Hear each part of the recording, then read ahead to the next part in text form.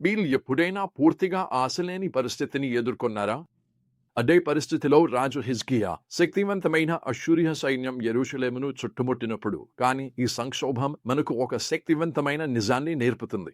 మనకు పూర్తిగా శక్తిలేని స్థితిలో మనం దేవునిపై పూర్తిగా నమ్మకం ఉంచినప్పుడు ఆయన మనలను అసాధ్యంగా అనిపించే పరిస్థితుల నుండి రక్షించగలడు.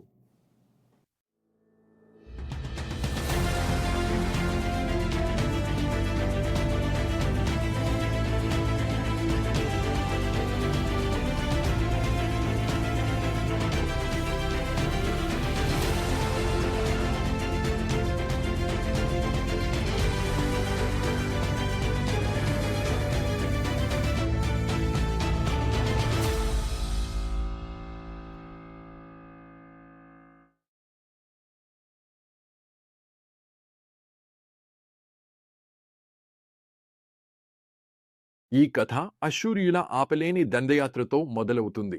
దేశం గెలిచిన తర్వాత, ఉత్తర ఇశ్రాయేలు రాజ్యాన్ని జయించిన తర్వాత రాజు సెన్నహెరీబు తన దృష్టిని యూదాపై కేంద్రీకరించాడు. అతని సైన్యం అన్ని కోటల నగరాలను ఆక్రమిస్తుంది. హిజ్కియా మొదట శాంతిని కొనుగోలు చేయడానికి దేవాలయపు బంగారాన్ని తీసివేస్తాడు. కానీ అష్షూరియులు ఒప్పందాన్ని ఉల్లంఘించి యెరూషలేమును చుట్టుముట్టారు. అప్పుడు గ్రంథాలలో ఉత్కంఠభరితమైన ఎదురుదెబ్బలలో ఒకటి వస్తుంది.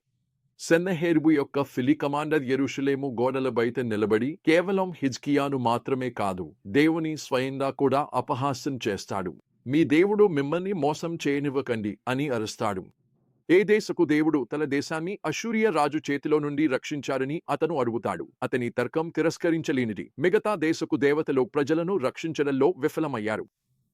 హిజ్కియా స్పందన మనకు ఆశలేని పరిస్థితుల్లో ఏమి చేయాలో చూపిస్తుంది. మనుషుల పరిష్కారాలను వెతకడం లేదా చర్చలు జరపడం బదులు అతను దేవాలయానికి వెళ్లి సెన్నహెరీబు లేఖను ప్రభువు ముందు పరిచి పెడతాడు. అతని ప్రార్థన సరళతలోనే శక్తివంతంగా ఉంటుంది. ప్రభువా, ఇశ్రాయేలు దేవుడా, కెరూబును మధ్య సింహాసనంపై కూర్చున్నవాడా, భూమిపై ఉన్న అన్ని రాజ్యాలపై నీవే ఒక్కడే దేవుడవు. ఇప్పుడు ప్రభువా, మా దేవుడా, ఆయన చేతిలో నుండి మమ్మల్ని రక్షించు. అప్పుడు భూమిపై ఉన్న అన్ని రాజ్యాలు నీవే ఒక్కడే ప్రభువు, నీవే ఒక్కడే దేవుడు అని తెలుసుకుంటాయి. దేవుని ప్రతిస్పందన యెషయా ద్వారా వెంటనే స్పష్టంగా వస్తుంది. నీవు సెన్నహెరీబు గురించి నన్ను ప్రార్థించినందున దేవుడు అష్షూరియుల గర్వంపై తీర్పు ప్రకటించి నా కోసం యెరూషలేమును రక్షిస్తానని హామీ ఇస్తాడు. మరియు నా సేవకుడైన దావీదు కొరకు ఆ రాత్రియే ప్రభువు దూత 1,85,000 మంది అష్షూరు సైనికులను హతమార్చాడు. సెన్నహెరీబు అవమానంతో వెనుతిరిగి తరువాత తన స్వంత దేవాలయంలో హత్య చేయబడతాడు. గాని ఈ కథ కేవలం యూదా విముక్తి గురించి కాదు. యెషయా ద్వారా దేవుడు తన విశాలమైన విమోచన యోజనను కూడా వెల్లడిస్తాడు. ఈజిప్టు అష్షూరు అంటే ఇశ్రాయేలు సంప్రదాయ శత్రువులతో సంబంధించి ఒక అద్భుతమైన ప్రవచనంలో ఒకరోజు వారు ఇశ్రాయేలుతో కలిసి ఆరాధిస్తారని ప్రకటిస్తాడు. ఈజిప్టు నా ప్రజలు, అష్షూరు నా చేతి కృషి, ఇశ్రాయేలు నా వారసత్వం, వారందరికీ ఆశీర్వాదం కలుగును. ఇది క్రీస్తు ద్వారా గత శత్రువులు నిజమైన దేవుని ఆరాధనలో కలిసిపోతారని సూచిస్తుంది. అంటే వారు ఒకే ఆరాధనలో భాగమవుతారు.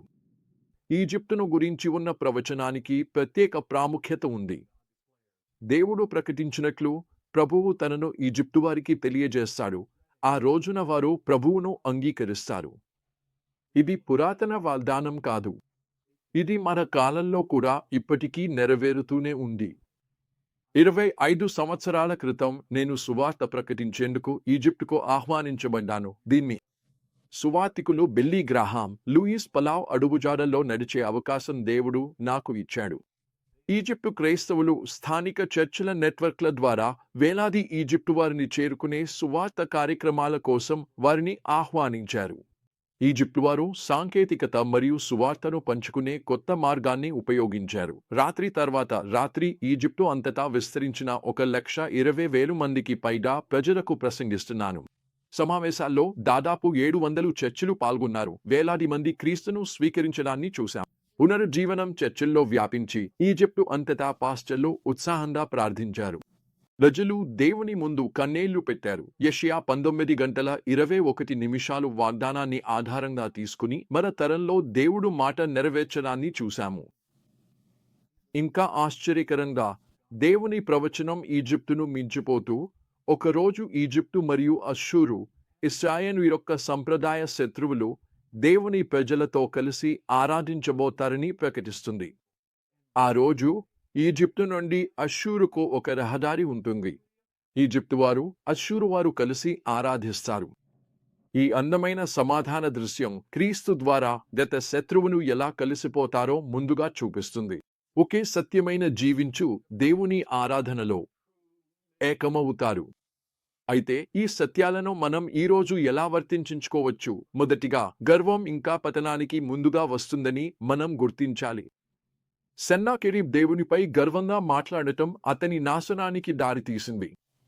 మనము సవాళ్లను ఎదుర్కొన్నప్పుడు అహంకారం మరియు స్వయం ప్రతిపత్తి నుండి మనము జాగ్రత్తగా ఉండాలి. హిజ్కియావు లాగా మన మొదటి ప్రతిస్పందన వినయంతో మరియు ప్రార్థనతో మన పరిస్థితులను దేవుని ముందుకు తీసుకెళ్లడమే కావాలి. ఈ కథ నుండి మనం నేర్చుకోవాల్సింది కీర్తన 124లో స్పష్టంగా చెప్పబడింది. ప్రభువు మన పక్షంలో లేకపోయినట్లయితే ఆ ప్రవాహం మనలను ముంచెత్తేది.